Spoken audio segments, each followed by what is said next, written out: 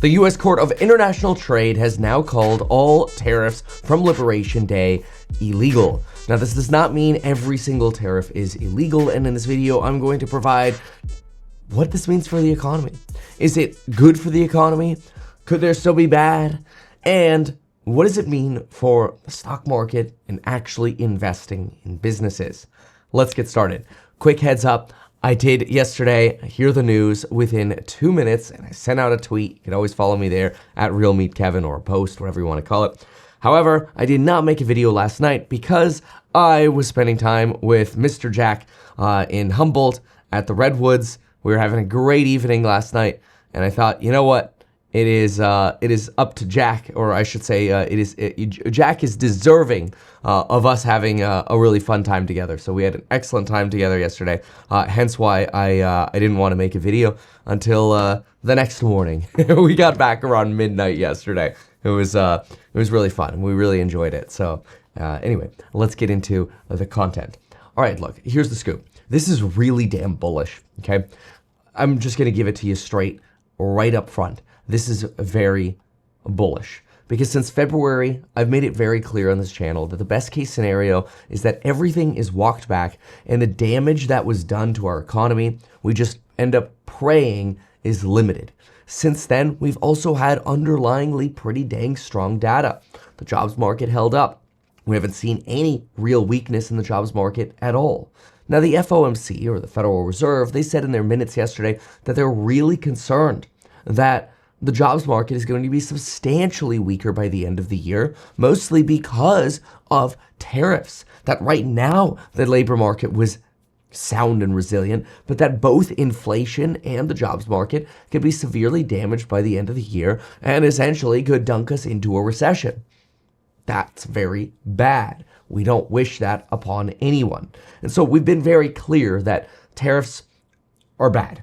Now, to this, a lot of people respond, unsub, just like, if tariffs are bad, why do other countries use them? All right, look, I made a whole video on that. Okay, you could look it up, why tariffs are bad, meet Kevin. I'm not going to rehash it here because today they might be, at least in a significant part, over. Now, I've been remarkably consistent. There are some morons who like to say, oh, but Kevin, you change your titles. Well, yeah, duh. That's called me covering other analysts and news, and I comment, here's what these people are saying. Here's what Barclays are saying. Here's what JP Morgan's saying. Here's what retail thinks, right? And so we go and provide these perspectives from both sides, and we add my commentary.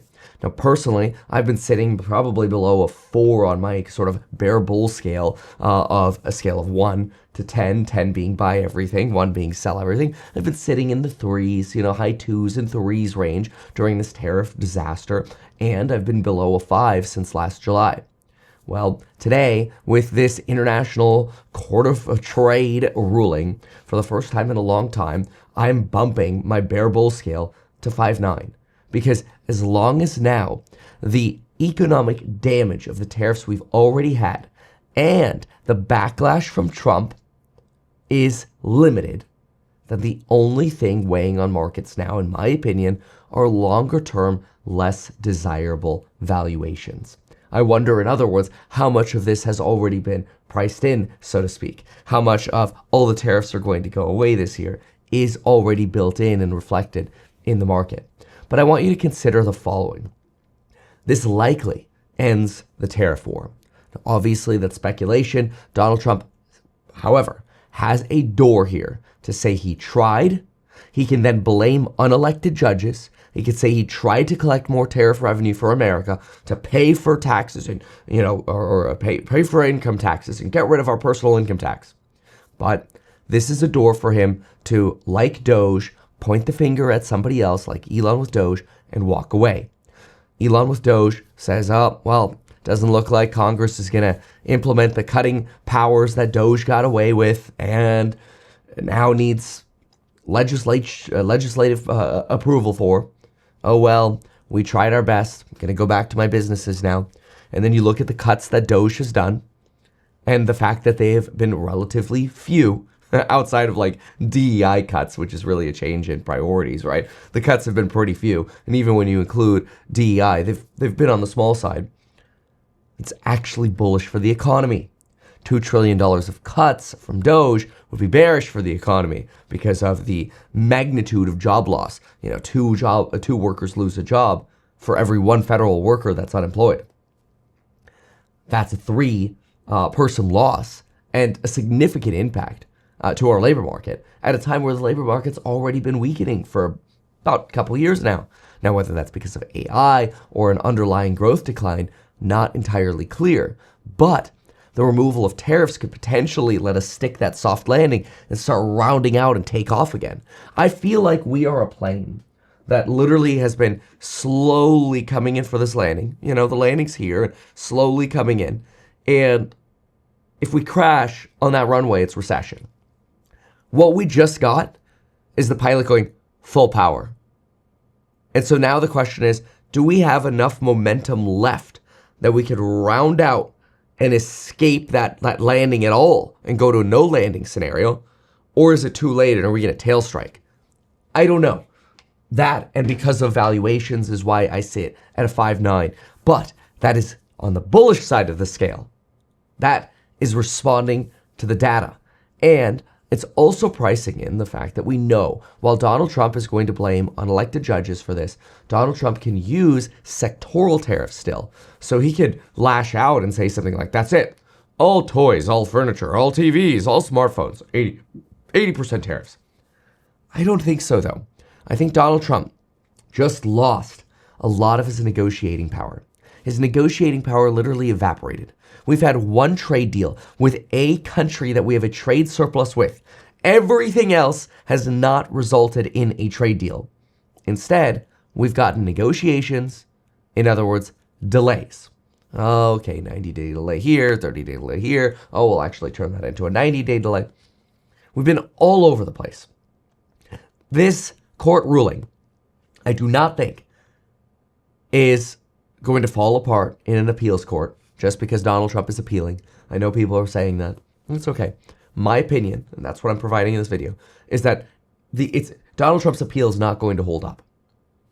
Because I do think that tariffs are the responsibility of the legislature. And as the court stated, the 1977 International Economic Powers Act is illegal in use for tariffs. Now, is it possible that an appellate court says, nah, Trump can go ahead and use it? Sure, great. That's not fantastic. But to me, that's by the dippable. By the way, have I mentioned yet that you could take some of your delicious profits from the stock market and invest them into my real estate startup House Hack, diversify to real estate and earn a 5% yield through conversion and then all of the upside in the stock? Obviously, there's risk with every investment, but go check out our disclosures and our investment opportunity for non-accredited investors over at househack.com. Businesses can finally start, I would say, to about a 90% degree, saying, all right, over the next 6 months, we'll probably be completely over this tariff drama. We'll have crystal clear clarity on sectoral tariffs. Let's now focus on Q3, Q4, where people usually like to spend a lot of money. As long as that consumer keeps showing up the way they have been, the better. And the Federal Reserve is concerned that the second half of the year is when all the tariff drama hits. But can we now look through it? Think about it. We've already seen S&P earnings revisions down. Now, down from like 10% growth to 5% growth. Jamie Dimon thinks 0% growth, and some other bears think we should actually be revised to negative 5% growth. But that's fair based on tariffs. I mean, when you open up CNBC this morning, you see, oh my gosh, earnings revisions in the toilet for Best Buy. It's not just Best Buy, okay? It's companies throughout the entire country. Now, of course, we have optimism coming from Elon Musk that, hey, we've already been doing Model Y robotaxi tests or trials in Austin, Texas. This is fantastic. This is wonderful to hear. And a lot of people are looking to price in EPS growth for Tesla. Wall Street has already revised up the EPS growth rates for Tesla from 28 to 30% to like 41%. So there is clear enthusiasm that over the next few years, earnings are going to grow. This is good. That's Tesla, just as an example. But when you see that kind of EPS turn, stocks like to go up. And I think that's one of the reasons why we've seen Tesla do so well. Now, another thing that's done really well so far has, of course, been Nvidia, which I'll just briefly mention here in just a moment, give you a bottom line on this. But I want you to think this. Yes, Liberation Day illegality could get appealed. Yes, we could get massive lash outs from Trump on sectoral tariffs. But we really just killed the 90-day catalysts for the beginning of July 9th. We killed that tariffs, the Tariff Liberation Day 2.0 assignment of tariffs. Yes, again, we could still get some tariffs, but I find this remarkably bullish. The question now is, how much damage was done during this period of time? And can we round out? I am optimistic that the answer to that is yes. I'm also optimistic that the jobs market can hold through this. If it starts cracking, which we'll know certainly by October, it could have been too late. We could have caused too much damage. And, well, this will be Trump's recession.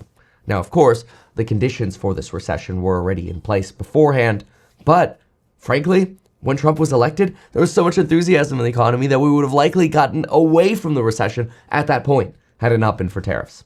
So it's sort of like going into the Trump presidency is like, oh man, we might be going into recession. Trump presidency creates all this euphoria. It's like, okay, this is actually really good for the economy. Oh, and the tariffs. Oh, you ruined it. That's my POV. All right, I think I've been crystal clear with that. Now, I understand that sort of opinion may cost me subscribers because, oh my gosh, how dare you say something that you don't like about Trump? But my goal is, as, in my opinion, somebody educated in economics and in markets, this is my POV. Take it for what it's worth. Now, Nvidia earnings yesterday, look, 30 basis point miss on data center with a 10 percentage point miss on gross margin, totally being blamed on China. And they're right. How do we know they're right? Well, because they're not forecasting the inclusion of $8 billion of revenues going to China in Q2. And they're still forecasting a growth of 2% or 8% annualized in Q2. Now, that's really low for Nvidia.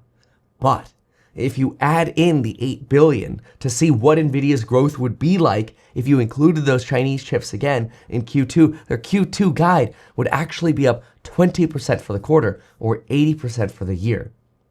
That means growth has actually accelerated at Nvidia absent these Chinese chips. So when Nvidia says demand is incredibly strong, I don't actually think, when he says demand is incredibly strong, I don't actually think he's wrong.